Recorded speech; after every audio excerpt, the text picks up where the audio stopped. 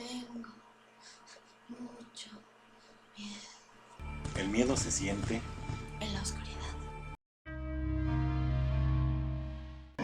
Esta historia ocurrió en el estado de Texas, allá en el sur de los Estados Unidos. A diferencia de muchas de las historias de terror que llegan hasta nuestros días, esta fue relatada por uno de sus protagonistas.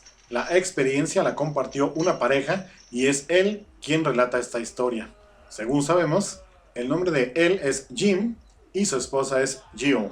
Ambos iban conduciendo en su auto por una carretera cuando esta poco a poco se empezó a convertir en carretera rural. Estaban ya internados en el pueblo cuando la oscuridad los rodeaba.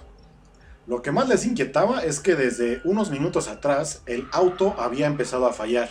Se apagaba constantemente y tras varios intentos Jim conseguía reencenderlo. Justo cuando pasaban por una de las partes más oscuras del pueblo, el automóvil volvió a apagarse y ambos se sintieron horrorizados al darse cuenta que se habían detenido exactamente sobre las vías de un tren. Jim dio giro a la llave varias veces y esta vez no hubo ni una sola respuesta por parte del motor del automóvil. Jill se sintió preocupada y le pidió a él que se bajara del auto y quizá empujarlo o buscar otro tipo de solución, pero no estar ahí, en el auto, sobre las vías del ferrocarril. Él le dijo que se bajaría a revisar el motor. Así lo hizo, no encontró nada raro y regresó para volver a dar giro a la llave. Nuevamente no hubo respuesta y fue ahí cuando se sintió más preocupado. Él mismo cuenta: mi esposa estaba angustiada y me pidió que nos bajáramos del auto. Abrí la puerta de mi lado y cuando estaba a punto de bajar, Jill me dijo que no podía zafarse del cinturón de seguridad. Me volví hacia ella y recordé que efectivamente ese cinturón había fallado ya varias veces y que había que intentar diferentes formas de apretar el botón y jalar el cinturón al mismo tiempo para que éste reaccionara. Sin embargo, nunca antes nos habíamos encontrado en una situación tan precaria para bajar a mi esposa del auto. Ambos estuvimos apretando el botón y estuvimos haciendo todas las mañas que conocíamos para poder zafarse. Sin embargo, el cinturón no cedía ni un centímetro. Hasta ese momento, nuestra angustia de alguna forma era imaginaria, ya que el tren no había aparecido. Sin embargo, justamente en esos segundos en los cuales estábamos peleando por el cinturón para librar a mi esposa, se escuchó el silbato del tren. Este venía hacia nosotros e incluso ya alcanzábamos a ver la luz frontal. El silbato comenzó a escucharse con mayor frecuencia, lo que quería decir que ya nos había visto y estaba apurándonos para quitarnos de ahí. Hubo un detalle que nos desesperó aún más. El botón con el cual se zafa el cinturón estaba atascado por completo. De hecho, parecía que estaba roto, ya que no regresaba a su posición original. El material con el que están hechos los cinturones de seguridad es muy difícil de romper. Sin embargo, mi esposa recordó que llevaba un cúter en la bolsa y me pidió que lo sacara. Ya saben cómo son las bolsas de las mujeres. Tardé valiosos segundos en encontrarlo, finalmente lo hice y empecé a romper el cinturón.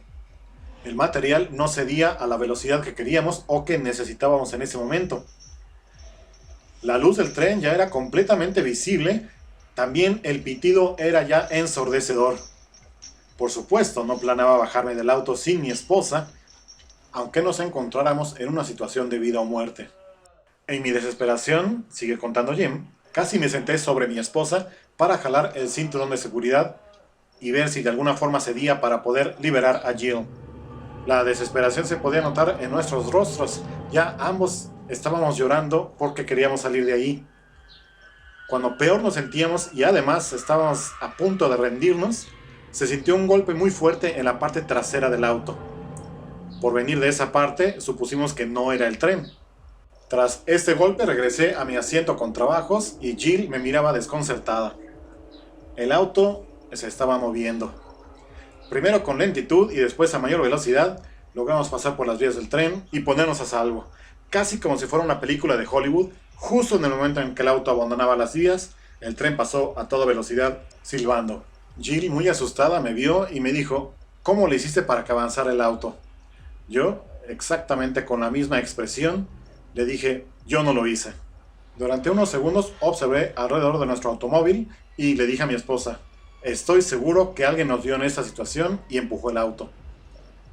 Bajé para averiguar y busqué por todos lados, no encontré a nadie. Apenas iluminado con la luz de la luna, caminé hacia las vías del tren para ver si ahí se había escondido la persona. Quizá era alguien que gustaba de ayudar y después esconderse para evitar el agradecimiento. Unos segundos más tarde, finalmente Jill pudo deshacerse del cinturón de seguridad y bajó del auto. Me preguntó, ¿dónde está la persona que nos ayudó? Le dije, no hay nadie por aquí, estoy buscando y no encuentro a ninguna persona. Ella, después del susto vivido y la tranquilidad de haber pasado por esta situación, quizá como desahogo, lo primero que hizo fue gritar alrededor, a los cuatro vientos, diciendo, gracias por ayudarnos y por salvarnos la vida, quien quiera que seas. En ese momento, un fuerte viento pasó entre nosotros. Un viento que estaba frío, sin embargo, no nos pareció desagradable. Después de esto, hubo dos fenómenos que también nos extrañaron. Primero escuchamos a lo lejos unas risas infantiles y después los dos sentimos claramente unos golpecitos en el hombro, exactamente como cuando alguien te felicita por algo o te agradece. Después de esto, finalmente el viento cesó. Jill y yo nos abrazamos asustados por lo que acabábamos de vivir y claro, también agradecidos por haber salvado la vida. Le dije que iría al auto por mi celular para llamar a un servicio de emergencia y que fuera por nosotros. Ella caminó distraídamente por alrededor del auto y cuando llegó a la parte trasera ahogó un grito y me dijo, Jim, tienes que venir a ver esto. Al escuchar el tono de voz de mi esposa, caminé rápidamente y lo que vi me dejó helado. Por toda la parte trasera del auto se veían pequeñas huellas de manos. Eran indudablemente manos infantiles. Algunas de ellas también estaban en las partes laterales traseras del auto.